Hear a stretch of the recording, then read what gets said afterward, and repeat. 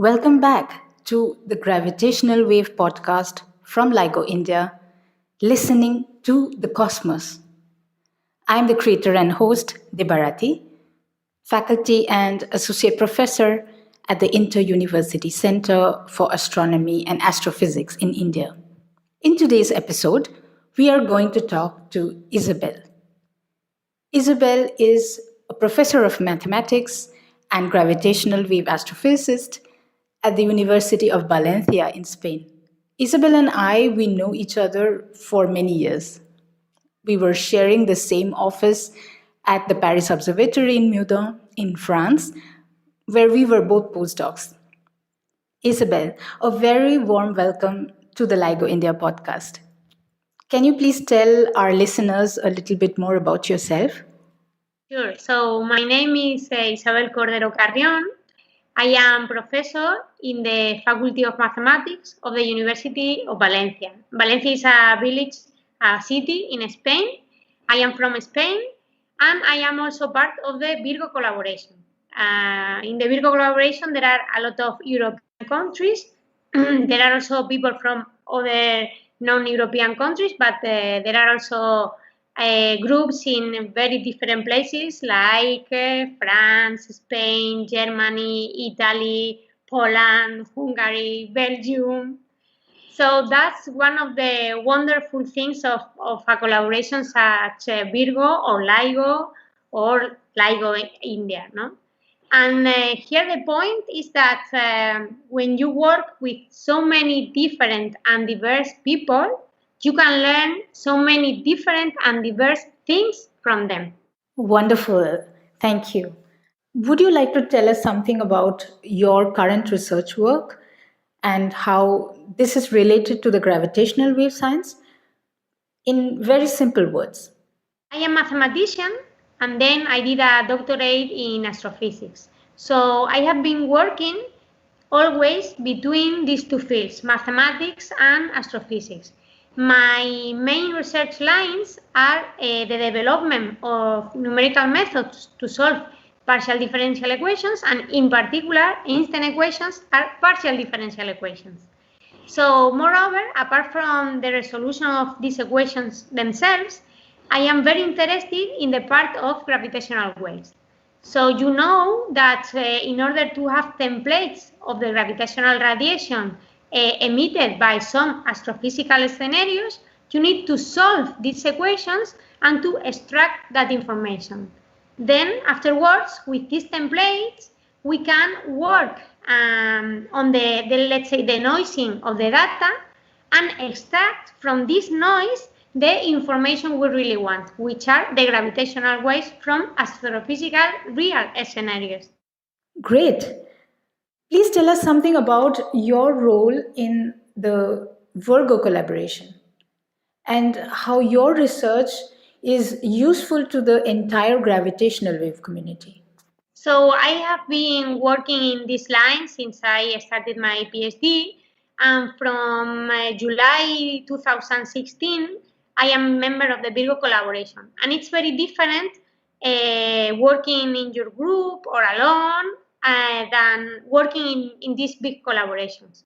So one of the things first is that you are just a little part of a very complex process, but every part is important. So apart from, let's say, your own work, you learn a lot about the impact of your work in other parts. And also, for example, I do more theoretical and numerical work, but without the more experimental part, we cannot do anything. So you start to really appreciate work done by other people, even if it is very far from what you do.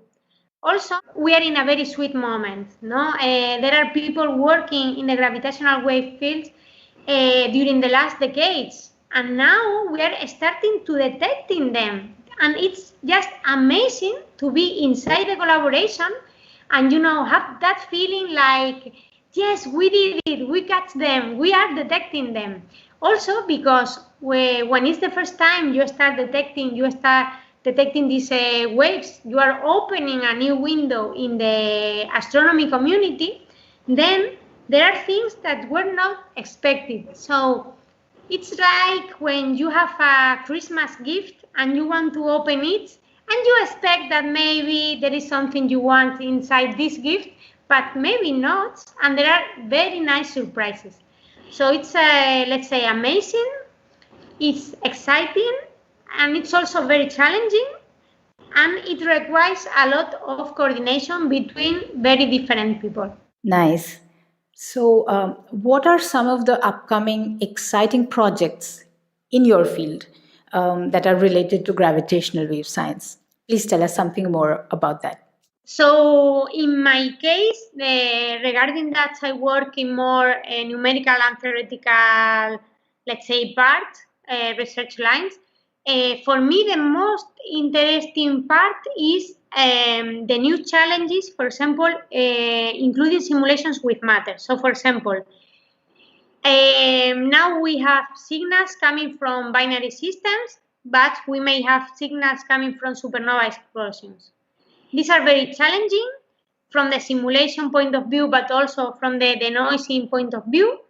So I would say for me, the future lines will be these new scenarios that we expect to have also signals, and we need to be prepared for that. So before the first detections, we already had codes able to model this gravitational radiation with a lot of accuracy.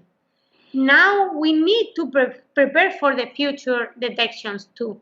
And when you are, let's say, when you go from black holes to stars, there is a big change in the middle, which is matter. Curvature of space-time is very complex, can be very complex, but we now understand how to deal with that. If we want to add matter dynamical evolution of matter in our simulations, we need to overcome new challenges.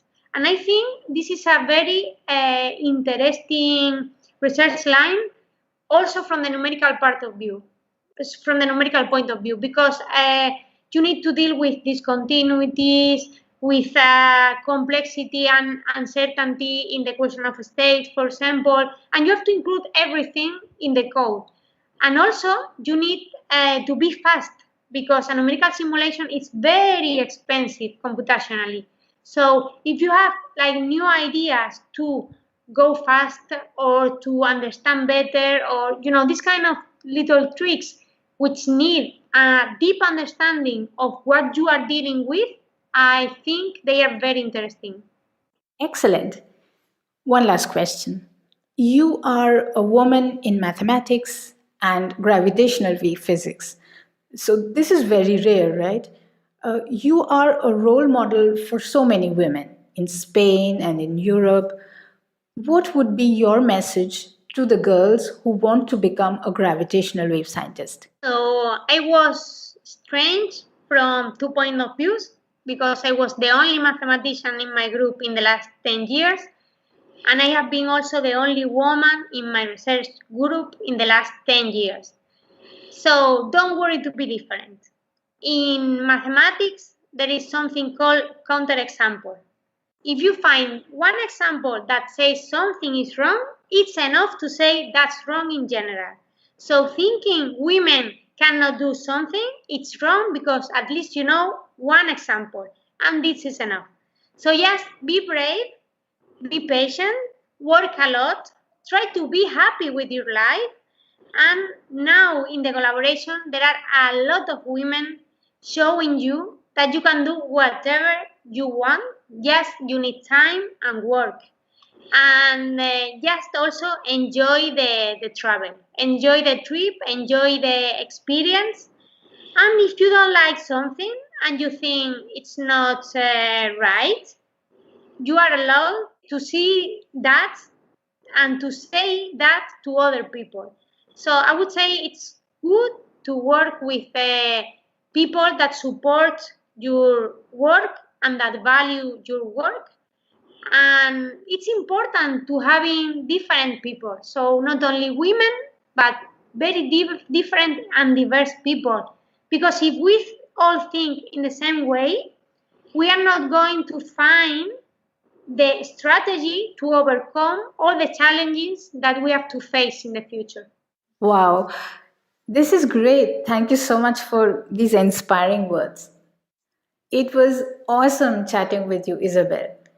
Thank you so much for being here, and I wish you all the best for your future work. In the coming episodes, we are going to talk to many such speakers from the world of gravitational wave science. So keep listening to the LIGO India podcast. Signing off here, Debbie.